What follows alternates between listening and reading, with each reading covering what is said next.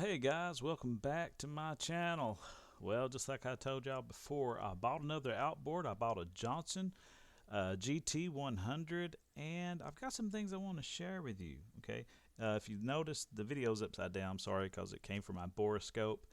But anyway, you notice that it's a J100STLCEM. If you look that number up online through a Johnson outboard lookup, you'll see that it's a 1989 100 GT100. Anyway, I haven't started this one yet because, well, I don't know too much of the history on this one, and I did not want to take a chance on hurting anything. And I've looked at the piston walls. I looked at them that day, but we really didn't have a good bore scope because mine was coming in the very next day. So my cousin, he had one. He got off of Wish. It did a great job. It was really small and handy for like $8 or $10. And I got to look at the pistons, and one of the pistons caught the very first piston. There was a little bit of concern, but like I said, I paid $300 for this outboard. So little concern because I felt like if I was going to lose on this outboard, like if I couldn't get it running, hopefully the trim unit would be good and that would be worth $300, and then I could probably sell off the other parts little by little at a time and recoup my money. But I'm hoping to put this on my small aluminum boat. Now, like I said, I just shot this video today and it says 2022 down the bottom. It's just because I didn't set the date and the time on the borescope, which I did that after I saw this. But anyway, I need some help. I'm not knowledgeable enough, even though this is like the fourth.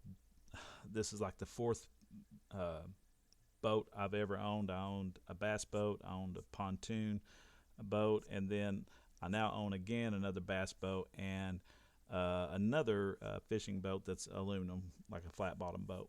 Anyway, I'm wanting to put this 100 on there because I've got 250 Mercs that I think they require a little bit more of work than what I was wanting to do, but I just want to go ahead and start off with hopefully a better engine that already has the tilt and trim working on it. Like I said, I'm going to have to put a new tilt electric motor on this one, but it's just because the other one was very weak and the trim moved a little bit but not enough, and then I took it apart, tried to clean it, and well, it didn't work again after that, unfortunately. And I noticed that the only thing that appeared to be wrong with the other original trim motor, it looked like the bushings were burnt up.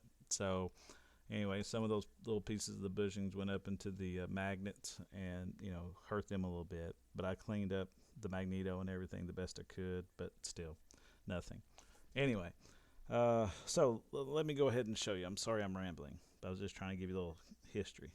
But anyway, I took the borescope and I ran it down in there, and I noticed that when I ran it down in there, I saw this silvery stuff. It almost looked, kind of crusty and stuff. And this is the only piston that is this way, and I don't understand why this piston looks this way. So like I said, let me go ahead and show you. This is me entering in the spark plug hole. And boom, I've got the piston all the way down. You can see this silvery stuff. It looks flaky, kind of like it's pasty. So I don't know what this stuff is.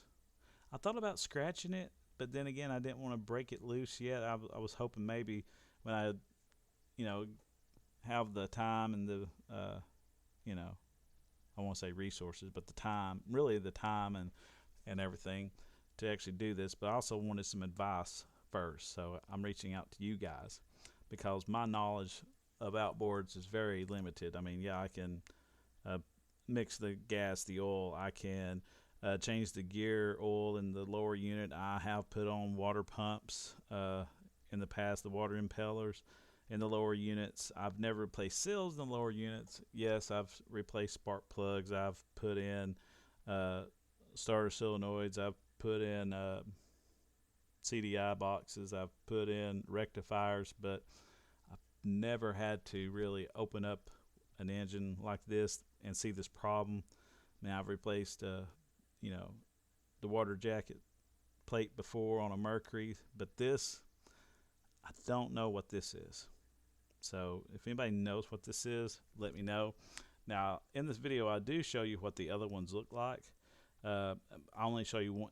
This is, by the way, this is piston. I call this piston number 1 because on the left-hand side, if you're at the back of the engine where you can see your spark plugs, the 4 plugs, this is the one at the very top left, so I call this piston number 1.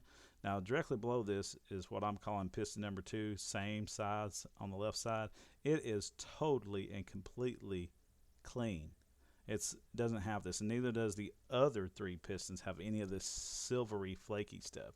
So let me go ahead and get past this because I'm having to take the spark plug out and move the piston. But anyway, so here is entering in the, just so you can see this, this is entering in the other spark plug hole into piston 2. So here we go. We're going to go down into there.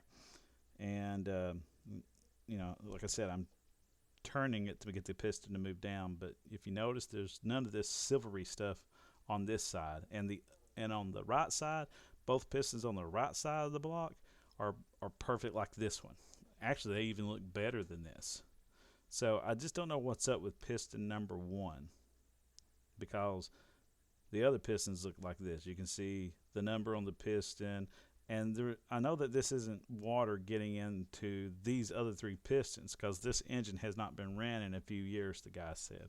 I know there's scoring on the sides, so I know that will lead to burning excessive oil, the loss of compression.